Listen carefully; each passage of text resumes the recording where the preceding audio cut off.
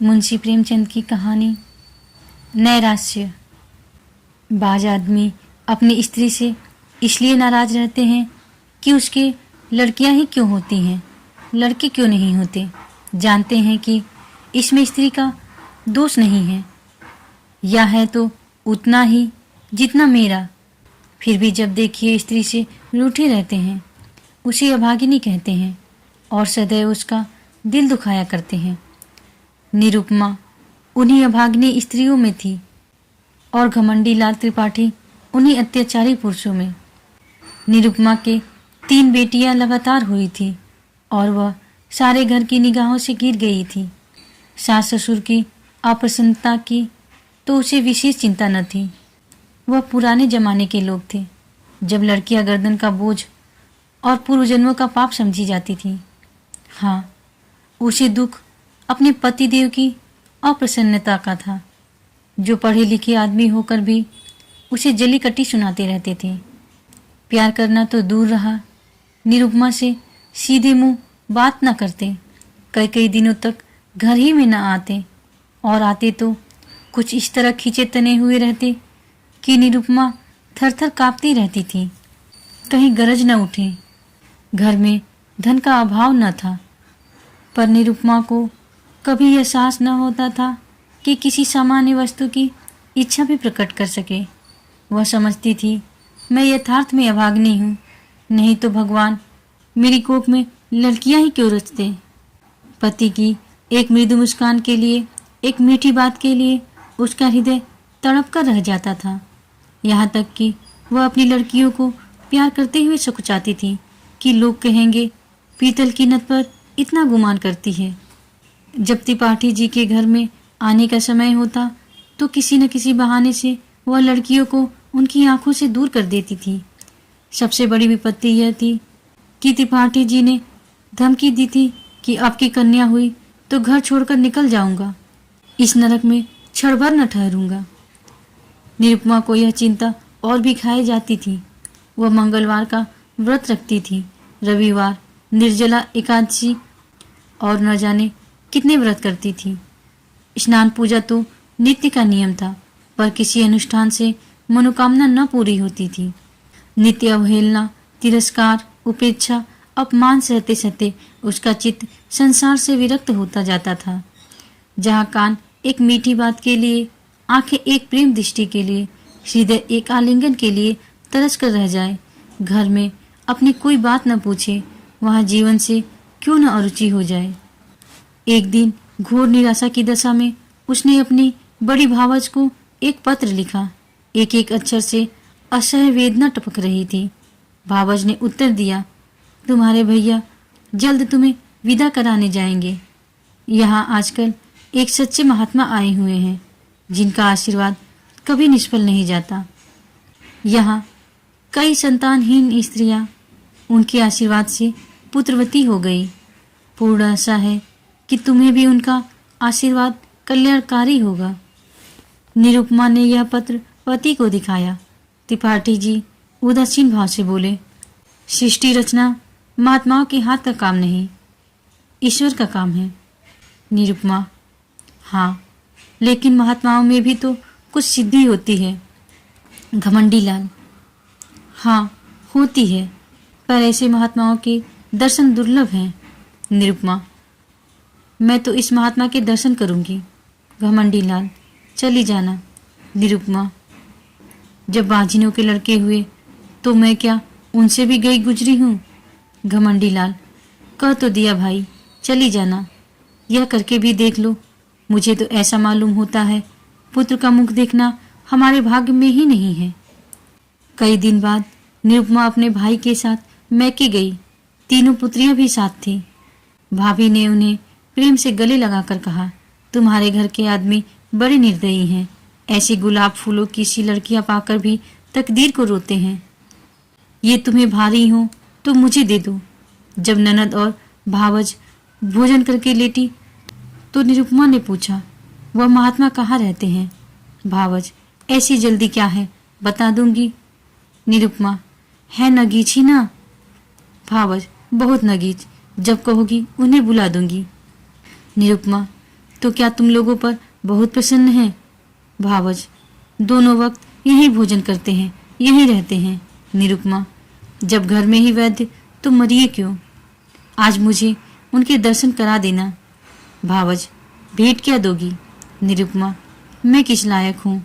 भावज, अपनी सबसे छोटी लड़की दे देना।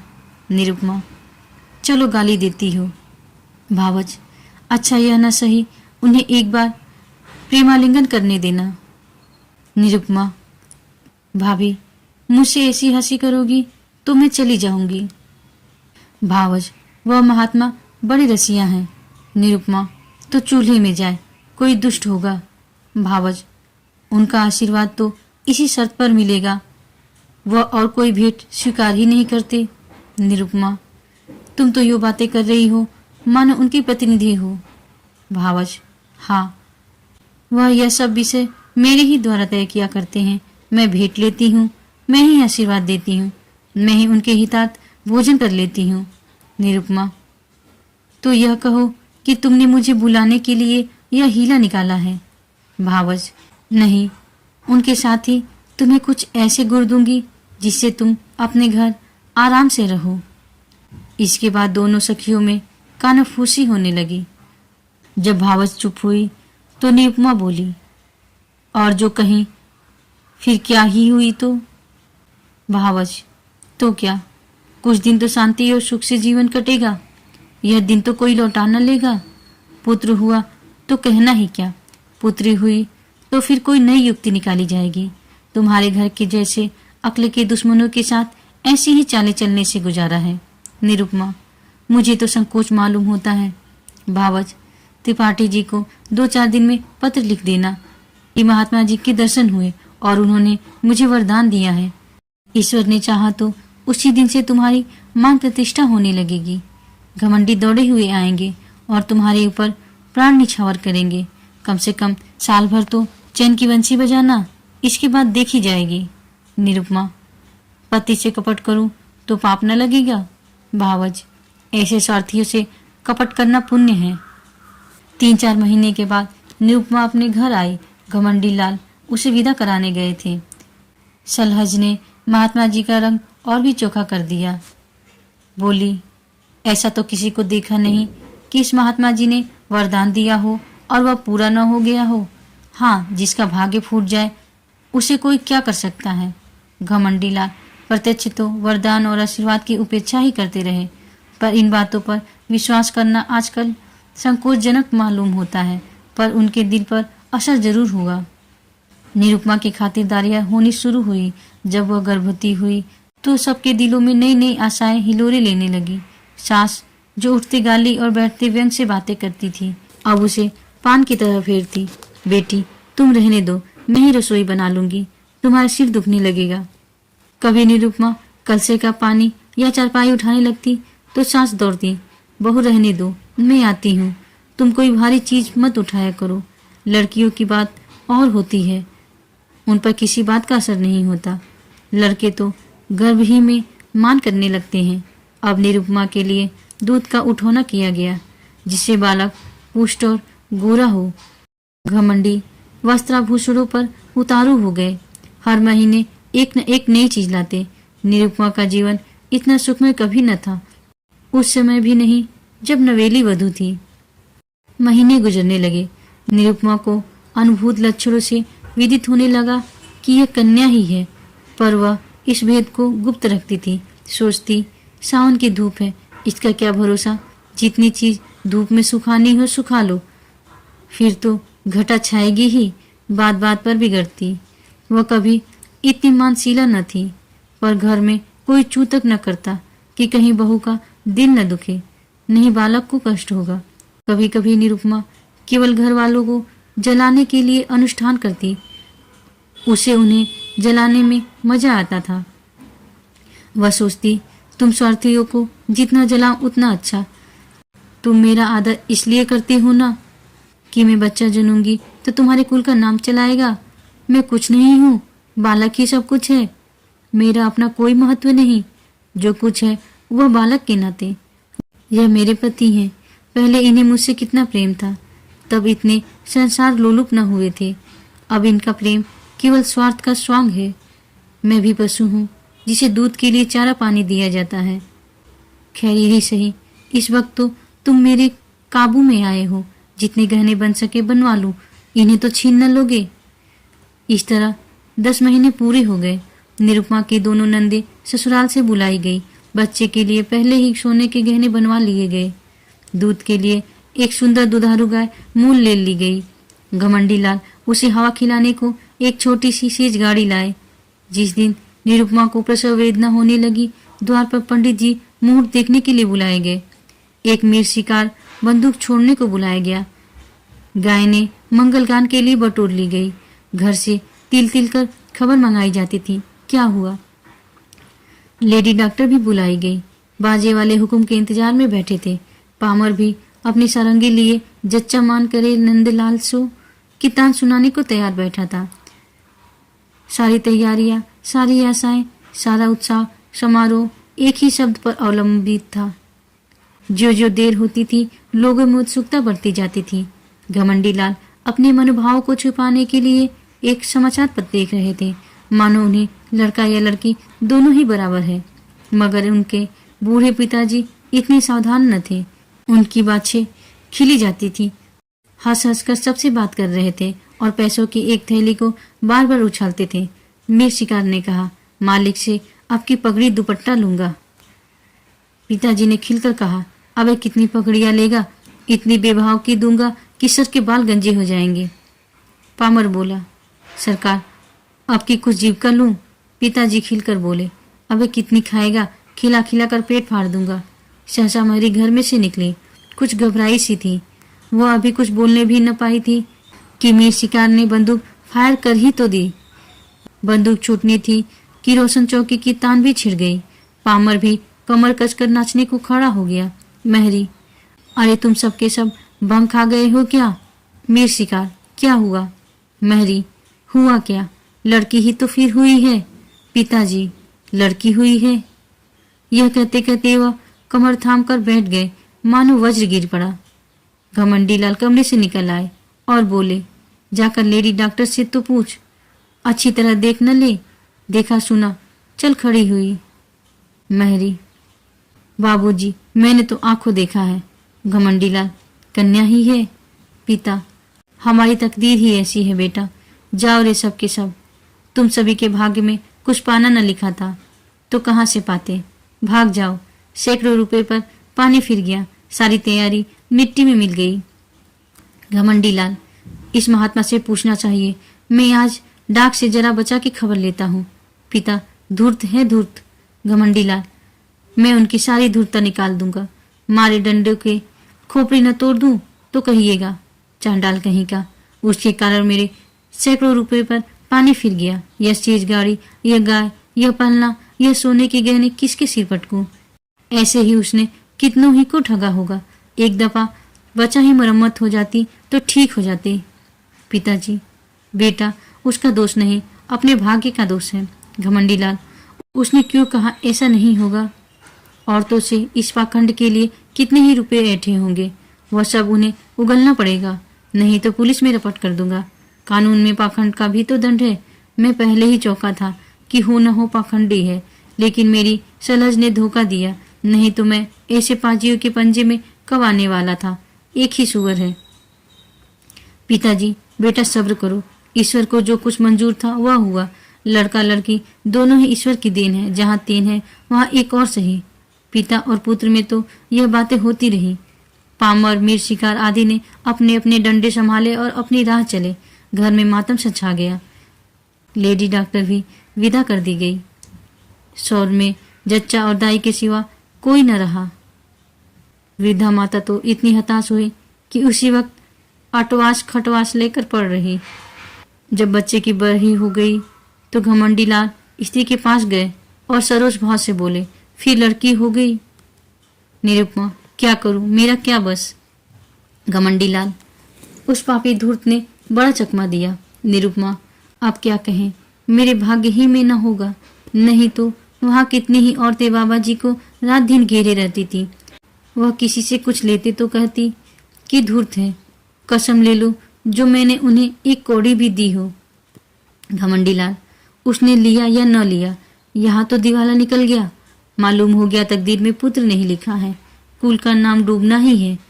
तो क्या आज डूबा, क्या 10 साल बाद डूबा। अब कहीं चला जाऊंगा, गृहस्थी में कौन सा सुख रखा है। वह बहुत देर तक खड़े खड़े अपने भाग्य को रोते रहे, पर निरुपमा ने सिर तक न उठाया। निरुपमा के सिर पर फिर वही विपत्ति आ पड़ी, फिर वही ताने, वही अपमान, वही अनादर, वही छीछा लेदर। किसी को चिंता न रहती कि खाती पीती है या नहीं, अच्छी है या बीमार, दुखी है या सुखी। घमंडी लाल यद्यपि कहीं न गए, पर निरुपमा को यही धमकी प्रायः नित्य ही मिलती रहती थी। कई महीने यूं ही गुजर गए तो निरुपमा ने फिर भावज को लिखा कि तुमने और भी मुझे विपत्ति में डाल दिया। इससे तो पहले ही भली थी, अब तो कोई बात भी नहीं पूछता कि मरती है या जीती है। अगर यही दशा रही तो स्वामी जी चाहे संन्यास ले या न ले, लेकिन मैं संसार को अवश्य त्याग दूंगी। भाभी ये पत्र पाकर परिस्थिति समझ गई। अब कि उसने निरुपमा को बुलाया नहीं, जानती थी कि लोग विदा ही न करेंगे, पति को लेकर स्वयं आ पहुंची। उसका नाम सुकेशी था, बड़ी मिलनसार, चतुर, विनोदशील स्त्री थी। आते ही आते निरुपमा की गोद में कन्या देखी तो बोली, अरे यह क्या सास, भाग्य है और क्या। सुकेशी, भाग्य कैसा, इसने महात्मा जी की बातें भुला दी होंगी।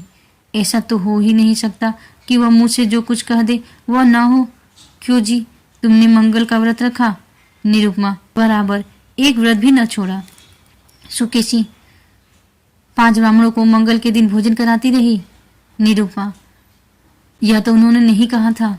सुकेशी, तुम्हारा सिर मुझे खूब याद है, मेरे सामने उन्होंने बहुत जोर देकर कहा था। तुमने सोचा होगा ब्राह्मणों को भोजन कराने से क्या होता है, यह न समझा कि कोई अनुष्ठान सफल नहीं होता जब तक विधिवत उसका पालन न किया जाए। सास, इसने कभी इसकी चर्चा ही नहीं की, नहीं 5 क्या 10 ब्राह्मणों को जिमा देती। तुम्हारे धर्म से कुछ कमी नहीं है। सुकेशी, कुछ नहीं, भूल हो गई और क्या। बेटे का मुंह यूं देखना नसीब नहीं होता, बड़े बड़े जब तब करने पड़ते हैं। तुम मंगल के व्रत से ही घबरा गई। सास, अभाग्नि है और क्या। घमंडी लाल, ऐसी कौन सी बड़ी बातें थी जो याद न रही। वह हम लोगों को जलाना चाहती है। सास, वही तो कहूँ कि महात्मा की बात कैसे निष्फल हुई। यहाँ 7 वर्षों तक तुलसी माई को दिया चढ़ाया, तब जाके बच्चे का जन्म हुआ। घमंडी लाल, इन्होंने समझा था दाल भात का कौर है। सुकेशी, खैर अब जो हुआ सो हुआ, कल मंगल है, फिर व्रत रखो और अब की 7 ब्राह्मणों को जिमाओ। देखिए कैसे महात्मा जी की बात नहीं पूरी होती। घमंडी लाल, व्यर्थ है, इनके किए कुछ न होगा। सुकेशी, बाबूजी, आप विद्वान समझदार होकर इतना दिल छोटा करते हैं। अभी आपकी उम्र क्या है, कितने पुत्र लीजिएगा, ना को दम न हो जाए तो कहिएगा। सास, बेटी, दूध पूत से भी किसी का मन भरा है। सुकेशी, ईश्वर ने चाहा तो आप लोगों का मन भर जाएगा, मेरा तो भर गया। घमंडी लाल, सुनती हूँ महारानी, आपकी कोई गोलमोल मत करना, अपनी भाभी से सब ब्यौरा अच्छी तरह पूछ लेना। सुकेशी, आप निश्चिंत रहें, मैं याद करा दूंगी। क्या भोजन करना होगा, कैसे रहना होगा, कैसे स्नान करना होगा, यह सब लिखा दूंगी। और अम्मा जी, आज से 18 मास बाद आपसे कोई भारी इनाम लूंगी। सुकेशी 1 सप्ताह यहाँ रही और निरुपमा को खूब सिखा पढ़ाकर चली गई। निरुपमा का एक बाल फिर चमका। सास फिर उसे पान की भांति फेरने लगी। लोग उसका मुंह जोहने लगे, दिन गुजरने लगे। निरुपमा कभी कहती, अम्मा जी, आज मैंने स्वप्न देखा कि वृद्ध स्त्री ने आकर मुझे पुकारा और एक नारियल देकर बोली, यह तुम्हें दिए जाती हूँ। कभी कहती, अम्मा जी, अब की न जाने क्यों मेरे दिल में बड़ी बड़ी उमंगें पैदा हो रही हैं। जी चाहता है खूब गाना सुनूं, नदी में खूब स्नान करूं, हरदम नशा सा छाया रहता है। सास सुनकर मुस्कुराती और कहती, बहू, ये शुभ लक्षण है। निरुपमा चुपके चुपके माजूर मंगाकर खाती और अपने असल नेत्रों से ताकते हुए घमंडी लाल से पूछती, मेरी आंखें लाल हैं क्या। घमंडी लाल खुश होकर कहते, मालूम होता है नशा चढ़ा हुआ है, ये शुभ लक्षण है। निरुपमा को सुगंधों से कभी इतना प्रेम न था। फूलों के गजरों पर अब वह जान देती थी। घमंडी लाल अब नित्य सोते समय उसे महाभारत की वीर कथाएं पढ़कर सुनाते, कभी गुरु गोविंद सिंह कीर्ति का वर्णन करते। अभिमन्यु की कथा से निरुपमा को बड़ा प्रेम था। पिता अपने आने वाले पुत्र को वीर संस्कारों से परिपूरित कर देना चाहता था। एक दिन निरुपमा ने पति से कहा, नाम क्या रखोगे? घमंडी लाल, यह तो तुमने खूब सोचा, मुझे तो इसका ध्यान ही न रहा। ऐसा नाम होना चाहिए जिसे शौर्य और तेज टपके। सोचो कोई नाम। दोनों प्राणी नामों की व्याख्या करने लगे। जोरावर लाल से लेकर हरिश्चंद्र तक सभी नाम गिनाए गए, पर उस असामान्य बालक के लिए कोई नाम न मिला। अंत में पति ने कहा, तेग बहादुर कैसा नाम है? निरुपमा, बस बस यही नाम मुझे पसंद है। घमंडी लाल, नाम ही तो सब कुछ है। दमड़ी, छकौड़ी, घुरहू, कतवारू, जिसके नाम देखे उसे भी यथा नाम तथा गुण ही पाया। हमारे बच्चे का नाम होगा तेग बहादुर। प्रसव काल आ पहुंचा। निरुपमा को मालूम था कि क्या होने वाली है, लेकिन बाहर मंगलाचरण का पूरा सामान था। अब कि किसी को लेश मात्र भी संदेह न था। नाच गाने का प्रबंध भी किया गया था। एक सामियाना खड़ा किया गया था और मित्रगण उसमें बैठे खुशगपियां कर रहे थे। हलवाई कढ़ाई से पूड़ियां और मिठाइयां निकाल रहा था। कई बोरे अनाज के रखे हुए थे कि शुभ समाचार पाते ही भिक्षुकों को बांटे जाएं, एक क्षण का भी विलंब न हो, इसलिए बोरों के मुंह खोल दिए गए थे। लेकिन निरुपमा का दिल प्रतिक्षण बैठा जाता था। अब क्या होगा? 3 साल किसी तरह कौशल से कट गए और मजे में कट गए, लेकिन अब विपत्ति सिर पर मंडरा रही है। हाय, निरपराध होने पर भी यह दंड। अगर भगवान की इच्छा है कि मेरे गर्भ से कोई पुत्र न जन्म ले तो मेरा क्या दोष? लेकिन कौन सुनता है? मैं ही अभागिनी हूँ, मैं ही त्याजी हूँ, मैं ही कलमुही हूँ, इसलिए न कि परवश हूँ। क्या होगा? अभी एक क्षण में यह सारा आनंदोत्सव शोक में डूब जाएगा। मुझ पर बौछारें पड़ने लगेंगी, भीतर से बाहर तक मुझी को कोसेंगे। सास ससुर का भय नहीं, लेकिन स्वामी जी शायद फिर मेरा मुंह न देखें, शायद निराश होकर घर बार त्याग दे। चारों तरफ अमंगल ही अमंगल है। मैं अपने घर की, अपनी संतान की दुर्दशा देखने के लिए क्यों जीवित हूँ? कौशल बहुत हो चुका, अब उससे कोई आशा नहीं। मेरे दिल में कैसे कैसे अरमान थे। अपने प्यारी बच्चियों का लालन पालन करती, उन्हें ब्याहती, उनके बच्चों को देखकर सुखी होती, पर आह, ये सब अरमान झांक में मिले जाते हैं। भगवान, तुम ही अब इनके पिता हो, तुम ही इनके रक्षक हो। मैं तो अब जाती हूँ। लेडी डॉक्टर ने कहा। वेल, फिर लड़की है। भीतर बाहर कोहराम मच गया। घमंडी लाल ने कहा, जहन्नुम में जाए ऐसी जिंदगी, मौत भी नहीं आ जाती। उसके पिता भी बोले, अभाग्नि है, वज्र अभागिनी। भिक्षुकों ने कहा, रो अपने तकदीर को, हम कोई दूसरा द्वार देखते हैं। अभी यह शोकादगार शांत न होने पाया था कि डॉक्टर ने कहा, माँ का हाल अच्छा नहीं है, वह अब नहीं बच सकती, उसका दिल बंद हो गया है। कहानी सुनने के लिए धन्यवाद। फिर मिलेंगे दोस्तों अगली कहानी के साथ। तब तक के लिए राधे राधे।